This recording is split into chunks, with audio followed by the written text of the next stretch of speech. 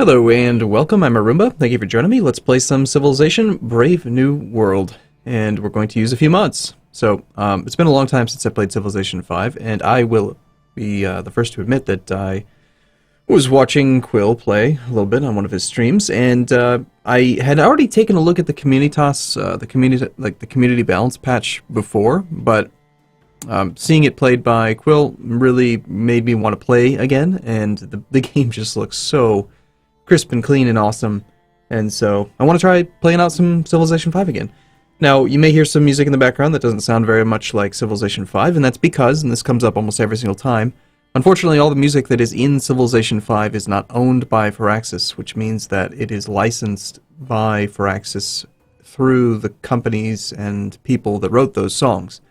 And that means that those companies all have Content ID matches for that type of music, so this is the type of game where if you put the music, if you leave the music on and you try to put it on YouTube, then you will get Content ID, copyright flags. So instead, we're going to be using a large playlist of music that is permissible, and I do have written permission from the people involved to be able to use it, even if it's not in the actual title, so long as the music is credited. So we're going to do that, and yeah, so let's take a look at some of the mods that we've got. We've got, it's just the community balance patch, basically. So we got the City-State Diplomacy mod, it's the Civ 4 diplomatic features, which allows you to do stuff that was in Civ 4, the community balance patch, that's the compatibility files, community patch itself, and then more luxuries. And so, also, you'll notice that EUI as the enhanced user interface. How excited do you think I am about an enhanced user interface? I'll give you a hint, it's really high. I'm very excited. I love enhanced user interfaces. The game, it's like, I've been thinking about it a lot, like, why doesn't a company make a game this way in the first place? And I think the answer is that it's like, it needs to be dumbed down for the average player, but then when you play the game a lot, you really want to have minimalistic UI with tons of information and just high customization. So we're going to play on a, I'm actually going to play on a small map, because I don't want the campaign to go on for hundreds of episodes.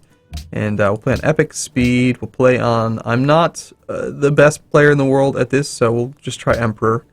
I do kind of like knowing what type of planet we have, but I suppose we'll put it on random. Anyway.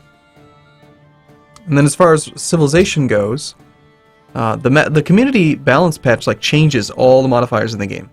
Like everything about the game is different, so it's very interesting. Every like country seems interesting to me to play. I had tried out a couple of campaigns the other night, just a couple hours a night. I've been playing one map, and let's see. I tried out Shaku, the Zulus. I tried out, I don't know. We'll just do random because I don't want to have to choose. There's too many options. It's too easy for me to say, "Ooh, I want that modifier," and then that's what I get up going for. And salutations to you, oh, Leonard Nimoy, you be quiet. Founder of the legendary kingdom of nope. Carthage. Nope, I gotta talk over you. Stop it. Words of the great poet Stop it. Virgil. Stop your it. husband Asabas was murdered at the hands of your own brother. Yes, he was. Pygmalion. So the issue is again Leonard Nimoy copyright. That. So okay, who are we again? We I totally forgot. I am Carthaginian settler, so we're like Carthage. Carthage. Okay, so our bonuses are: cities produce a large sum of gold when founded. Bonuses scale with era. All coastal cities receive a free harbor when founded or conquered. Okay, so we are a naval country. That's what we want to do. I've not played as Carthage before. And then our actual bonuses are what? What do we actually get? We get a unique unit called the Quinquerem, strong ancient era naval unit available earlier than the Trieme, that is used to dominate the seas through melee attacks on naval units and cities, receives the reconnaissance promotion for free, allowing it to gain experience from exploration. Only the Carthaginians may build it. Cool. So it's a naval melee unit. Got it. Okay. And the other thing was a Great Cawthon. Must have built a market in the city and must have a national population of at least 25. Trade routes other players make to a city with the Great Cawthon will generate an extra 5 gold for the city owner. And the trade route owner gains an additional 3 gold for the trade route. Gains 2 additional trade routes. Receive a free copy of all luxury resources around the city. Reduces poverty. Cool. Okay, well, obviously we want to be coastal, and I think obviously we want to settle on the very first turn. So, like, looking at the interface, like, this is just, look at how minimalistic it is. Ready? So, yes, we still got this thing down here. We've got this thing, which is really quite handy, where you can say, like, what units you want to have going up the sidebar, and then you can use them as, like, shortcut keys. You can see statuses, like, are they healing? Are they defending? Do they have movement points available? All that kind of stuff. I'll kind of point things out as I go along. We got Jade, which is a new resource. We're just going to settle right here. I don't really want to spend a huge amount of time thinking about it. Hopefully the volume levels are good. We shall see. So when you hover over city, you can see which tiles are worked at a glance. Just shows you like the green and the green. Orange means that it can be worked. When you click on it, it changes. Green is what's worked. Blue is workable. Yellow is stuff that you could buy. And of course, if you open up citizen management, you can see the people and you can lock things and all that stuff. But for now, I'm gonna just let the game choose what's best. My understanding of what's best is that the AI will just choose the one that provides you, generally speaking, with the most overall pips of stuff. We really want to get that. Check out that atoll. That's possibly worth buying, actually. 4 food, 2 production. Right now, we're only getting 2 food from this tile. That would be a huge boon. Alternatively, we could just buy a scout right now. That's kind of a nice advantage. We started off with a bunch of extra gold because of our country's bonuses.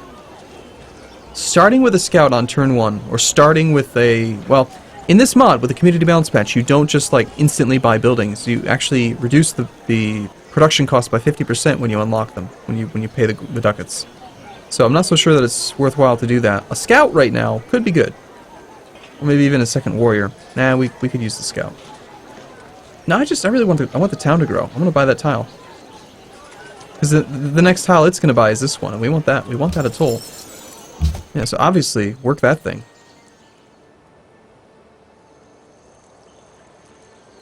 Okay.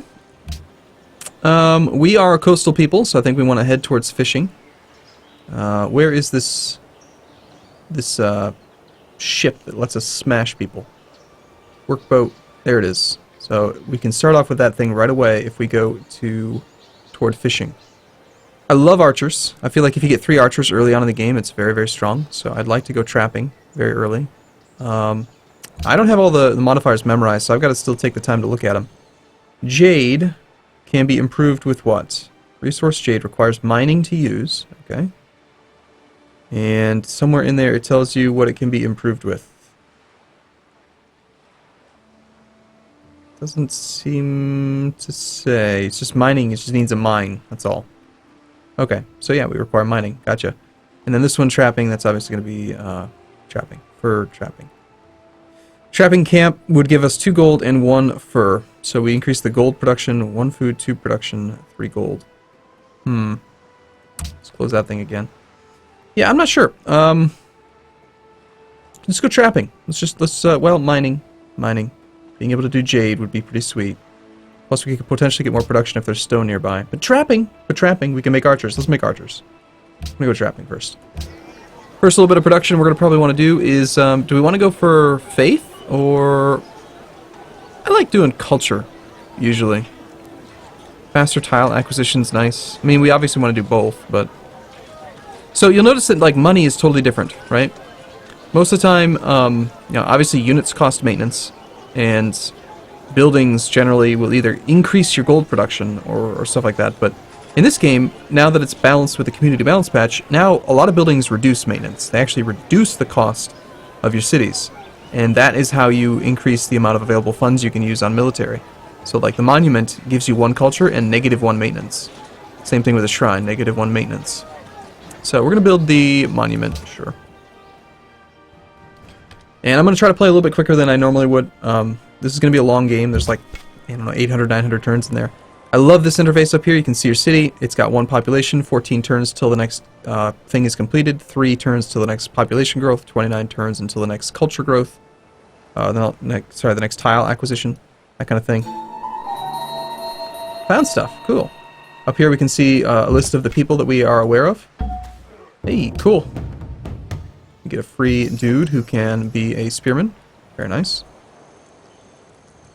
Wouldn't mind picking up a scout. Might not be a horrible idea to do that, but I'd probably prefer to build this city up nice and big, quick as we can. You know, that thing over there, that desert oasis, looks nice too. So we're actually working the fur. All right, makes sense. Seems fine. Not having a scout is rather slow exploration, though. We appear to be on something of an island. Maybe we don't need that scout. This might... Nope, that looks like it might be water there. Not sure, but... Lots of jade. You can get a monopoly bonus if you control, I think it's like 50% of all of the world's supply of a certain material. Yeah, we're already down to the ice down here. So this could be, we are almost to the bottom of the map. So when you hover over a tile, it tells you the XY coordinate, 6, 5. So I believe there's only like 3 or 4 more tiles down there. It's a small map, so it's not a very big map. Yeah, I don't think we need a scout. I think we're gonna go straight for like boats and stuff. Does that mean we picked the right science? Yeah, we're going straight for fishing. Cool. Let's do it. There appears to be nobody on our small little island here. Alright, so we have just completed our monument. And over here now we can see that we've got the -1 maintenance. If we take the Earth Mother faith-based thing, then we could have +2 production if we wanted to. We got a free harbor. Gold +1, maintenance -2. No wonder we have so much income. 15% production towards naval units forms a city connection. Increases range, produces an initial 3 gold when connecting to another civilization. Cool. Alright, I think we're going to want to... We don't need another warrior. Game, you're wrong. We have so much early production from that extra food that, I think we might actually have time to pop out a shrine. I mean, we're on turn like 13 and we already have free pop. It's not bad. Normally you'd have to like discover a random, you know, person, civilization, like in a goodie hut. There's not much else to explore. Even brute. Alright, so I think we go straight for fishing. Let's go start scouting. I mean, I'd love to get the ability to set up a new settler, but maybe we should do that. A second city? Just immediately start with a trade route and stuff, you know? I mean, there's not a lot of space for a second city, but it might not be a horrible idea. This would give us the ability to embark. Yeah, we gotta do fishing. We gotta go scouting. We gotta find a way to, like, see more. Our borders have grown. We've acquired some jade. Very well. And, we can also build an archer, but we don't really need the archer, do we? I generally don't play the naval game very often. Kinda interesting. Actually quite nice, actually, that we are Carthage and we spawned in an island, what appears to be an island map. Either that or we're just the only one out here.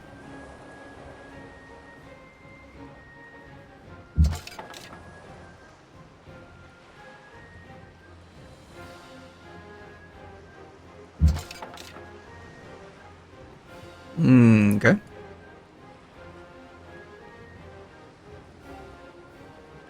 Plenty of food on the water. Found a goodie hut. We are 12 turns away from science. Let's head back to our own borders so that we can pick up the ability to embark. We can adopt our first policy. So, let's think for a second. Tradition focuses on building robust cities and an impressive capital. Liberty is best for civilizations which desire a robust infrastructure, and might will greatly benefit expansionists. Which one do you think would be best for naval? I don't really see us doing a lot of combat right away. I'm actually thinking tradition sounds quite good for robust cities and gold in every city, culture in every city, longer golden ages, food in every city.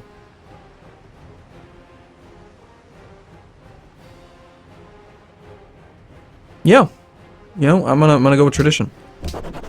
Sounds good. So again, this is different from vanilla Civilization 5. Notice how we get 5% growth in all cities, 2 culture in the capital, and each traditional policy unlocks 3% growth. So As we unlock these, we're going to continue to pick up growth rate, which help out quite a bit. The math is very specific. Happiness is also completely different in this balance patch. Got our shrine complete. And now there's not really much else to produce. I guess we'll do a worker for now. I mean, I'm kind of rushing the ship thing. I should probably get a settler as soon as we can queue up that research. In fact, before I forget, let's queue up pottery.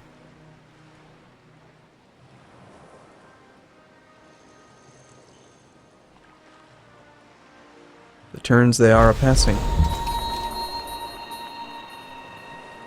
Alright, so in 6 now, more turns, we will have the ability to embark. And we can go explore that goodie hut up there. Unit needs orders. You are to sleep. And since we have trapping, that's probably going to be the first thing we improve, is that fur. We have 268 gold. I could just buy a worker. But if we do that, what else are we going to research? Like, hopefully this science is going to lock something we can build. Obviously, we want to build a workboat. We'll probably do a 1 or 2 of these guys. We can support them.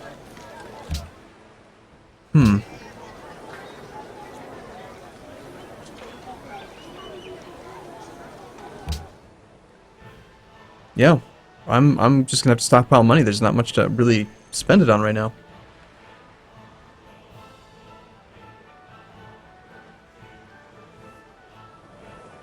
The turns they are flying by. There's our science. Hey, we found fish as well. Cool, even more food for free. I like it. Our borders have grown. Picked up some more jade. Let's see about maybe queuing up a workboat, possibly. We can create a thing on the fish. If we do that, we get an extra 1 food and 1 production. That makes it very, very productive. I think we actually will just buy that. It's a unit, so we do get it right away. We can't use it till next turn, but...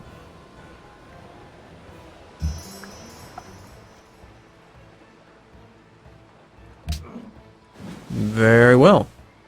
That is the only source of fish within range. That one's not going to be in range. So we got to knock out this pottery so that we can actually get a second settler. Oh, and we can actually embark now, so let's go and scout. Scout about. About. We have 3 movement. Cool. Here comes our worker. Alright, I think the next thing... Yeah, obviously we're in, like, last place because, you know, we're playing on a difficulty setting that says that we should be in last place. Very, very small little islands out there. Wow. Okay. I think we're going to want to get one of these guys so we can scout with it. But other than that, feeling pretty good. I mean, our town, we're in last place. We're going to be in last place no matter what, because that is just what happens when you play with an AI that's got any kind of bonuses. But do we want to start off with authority or culture? So more gold or more culture? Probably the culture. This one kind of accelerates our play into the tradition tree. So we also gained a state treasury, granting a merchant specialist slot. So that is a free building up here. And apparently the AI's decided that's the best thing, the best tile for us to work. Gives us progress towards a great merchant. And 3 gold per turn. And even if we didn't work the tile, work the actual specialist slot, we'd have plus 2 gold. That's pretty sweet. Also, gold needed to acquire tiles in all cities is reduced by 10%. So we have really high gold income right now. Quite happy with that. You have found an ancient oracle. The priestess has blessed you with a divine revelation. 40 faith. Negative 10 turns until we get to pick a thing. Okay, so it looks like negative next turn then we'll totally be able to do something there. Cool. Someone else has already founded a pantheon though. So I think we're definitely going to want to do like some sort of a coastal, like water-based pantheon, right? Ancestor worship, faith for citizens in a city. I'm going to read through these real quick. Let's see if we can find something related to water. Fertility rights, no. God of commerce. 2 faith and 2 science in cities with a city connection. Easy to connect cities when you've got water. Culture for plains. +1 faith from fishing boats and atolls. +2 food in coastal cities. So we could have a little bit of faith just from doing stuff on the water.